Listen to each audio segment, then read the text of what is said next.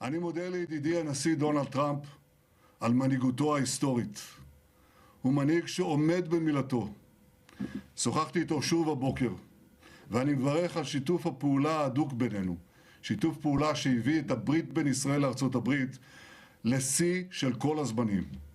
ברית לשלום וברית במלחמה. והמלחמה הזאת תוביל לשלום, שלום אמיתי.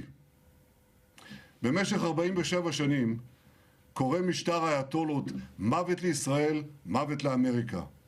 הוא הקיז את דמנו, הוא רצח אמריקנים רבים והוא טבח בעמו שלו.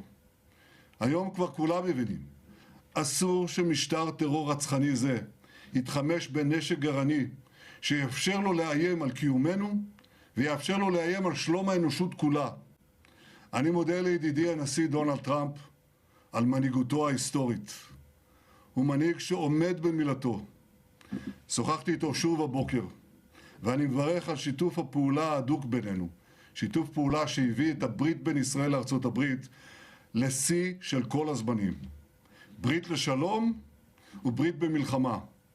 והמלחמה הזאת תוביל לשלום, שלום אמיתי. במשך 47 שנים קורא משטר האייתולות מוות לישראל, מוות לאמריקה. הוא הקיז את דמנו, הוא רצח אמריקנים רבים והוא טבח בעמו שלו. היום כבר כולם מבינים, אסור שמשטר טרור רצחני זה יתחמש בנשק גרעיני שיאפשר לו לאיים על קיומנו ויאפשר לו לאיים על שלום האנושות כולה. जंग तो खुद ही एक मसला है, जंग क्या मसलों का हल कर देगी, एक मशहूर शेर है ही। लेकिन अभी यहाँ पर इस जंग को इसलिए ऐसे सही ठहराया जा रहा है कि इस जंग से तो शांति आ जाएगी। अब यही कहते हुए कई और जगहों पर हमें जंग देखने को मिल रही है, लेकिन शांति कहीं भी नहीं आई, बल्कि अस्थिरता ही आई है। और ग्लोबल सप्लाई चेन में हर देश पर उसका कहीं ना कहीं इम्पैक्ट पड़ा है। अब बेंजामिन नेतन्याहू कह रहे हैं कि खामनेई के मारे जाने के इस तरह के संकेत उन्होंने कहा है, और साथ साथ में ये भी कहा है कि हमारा ऑपरेशन भी चल रहा है। उनका ऑपरेशन रिजीम चेंज का था। अगर खामेनेई का खात्मा हो गया है जैसे कि वो दावा कर रहे हैं, तो ऑपरेशन भी जारी है। ये भी एक जो है यहाँ पर सवाल है।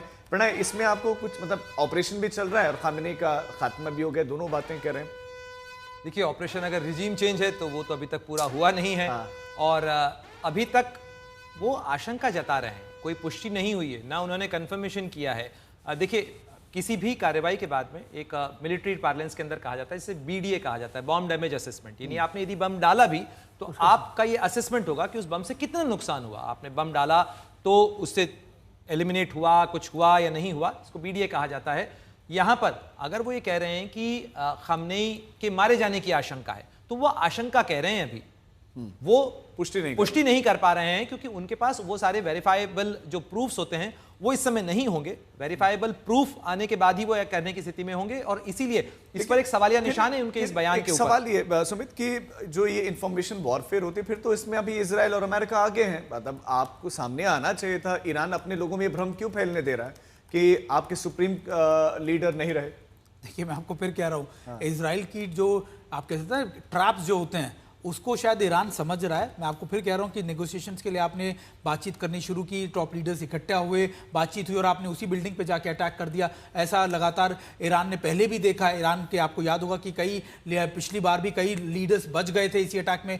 अभी जो है, अगर इजराइल की तरफ से लगातार ये दावे किए जा रहे हैं, देखिए हो सकता है कि उनकी असेसमेंट ये कहती हो कि देखिए जिन जगहों पर उन्होंने अटैक किया वहां पर लगातार सुप्रीम लीडर मारे गए हों, क्योंकि उन अटैक्स में कोई बच नहीं सकता। लेकिन ये इस चीज को आपको ऐसे भी देखना चाहिए कि वो चाहते हैं कि सुप्रीम लीडर आए और फिर वहां पर अटैक कर दिया जाए, क्योंकि आप कह सकते हैं एयर डिफेंस सिस्टम तो वहां पर मौजूद है नहीं, लगातार उनको काउंटर करने के लिए वो चीजें है नहीं। और आप अगर ऐसे अटैक कर देंगे तो आपके पास तो सीधा उनकी लोकेशन, उनकी सारी चीजें पैनिक के अंदर आप थाली में सजाकर उनको दे देते। तो शायद इजराइल बात बहुत अच्छे तरीके से समझता है। इजराइल जानबूझकर ये बातें कह रहा है, और अगर सुप्रीम लीडर को टारगेट कर भी दिया होता, आप मान के चलिए इजराइल इस मामलों में बहुत एक्यूरेट है कि वो उसकी पिक्चर्स, उसकी वीडियोस, सब चीजें सबूतों के तौर पर सामने रखता है। हमने इस्माइल हानिया के तौर पर देख लिया, हमने लगातार कई बड़े टॉप लीडरशिप हमास के तौर पर देखा कि उन्होंने तेहरान में घुसकर आईआरजीसी के कमांड कंट्रोल सेंटर के पास जाकर उनको मारा और उसके बाद उसकी तस्वीरें साझा की। तो आप मानिए कि इजराइल इन चीज़ों के ऊपर पूरे सबूत इकट्ठा करने के बाद सामने आता, लेकिन हाँ, अभी एक पैनिक वाली सिचुएशन को जितना ज़्यादा प्रोवोक किया जाए, जितना ज़्यादा आगे किया जाए कि देखिए सुप्रीम लीडर नहीं है, वैक्यूम क्रिएट हो गया है, लीडरशिप वहाँ बची नहीं है, तो ऐसे में लोग सड़कों पर उतरे और फिर आप उन्हीं चीज़ों के अंदर आप अपनी चीज़ों को रखें कि देखिए रेजिम चेंज के खिलाफ लगातार लोग अब सड़कों पर उतर आए हैं। शायद अभी इजराइल और अमेरिका यही चाहते हैं। प्रणय, आप एक्सपेक्ट कर रहे हैं कि कोई बयान आएगा ईरान की तरफ से?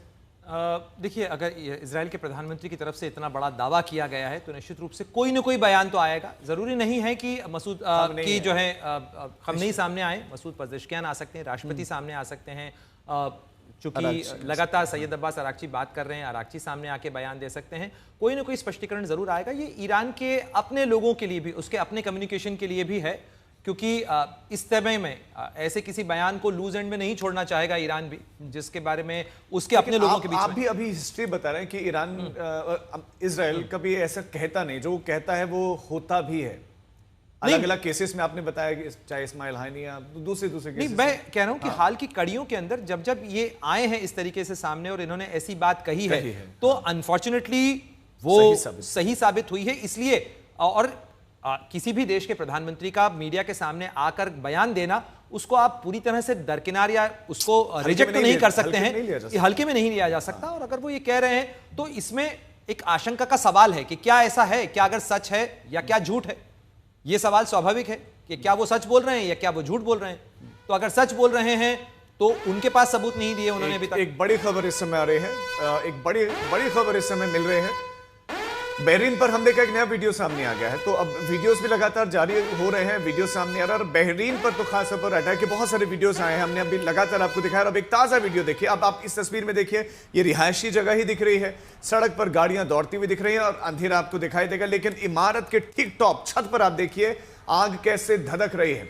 ये तस्वीरें देखिए, ये रिहायशी इमारत ही लग रही है। आसपास आदमी का दूर दूर तक कोई नामो निशान नजर नहीं आ रहा। रिहायशी इमारत की छत पर आप देखिए कि 3-4 फ्लोर ऊंची आग की लपटें उड़ती हुई दिखाई दे रही हैं। ये बहरीन से स्पेशली ऐसी तस्वीरें जो है सामने आई हैं। बिल्कुल। और देखिए, जैसा पहले भी हम डिस्कस कर रहे थे कि देखिए वो कम्युनिकेशन सेंटर्स है बहरीन के, इसके अलावा जो आप कह सकते हैं कि जो कुछ कमर्शियल बिल्डिंग्स हैं उनको टारगेट किया गया। और इसके पीछे का सवाल यही है कि ये सारी इमारतें वो हैं जहाँ पर या तो अमेरिका के ऑफिसेज हो सकते हैं, उनके 5th फ्लीट के जो बेस है उसके आसपास ये किया गया। और अगर आप देखें राजीव, ये बार बार ईरान की तरफ से कहा जा रहा है कि हम सिर्फ मिलिट्री इंस्टॉलेशंस को ही टारगेट कर रहे हैं या फिर जहाँ पर अमेरिका की मौजूदगी है।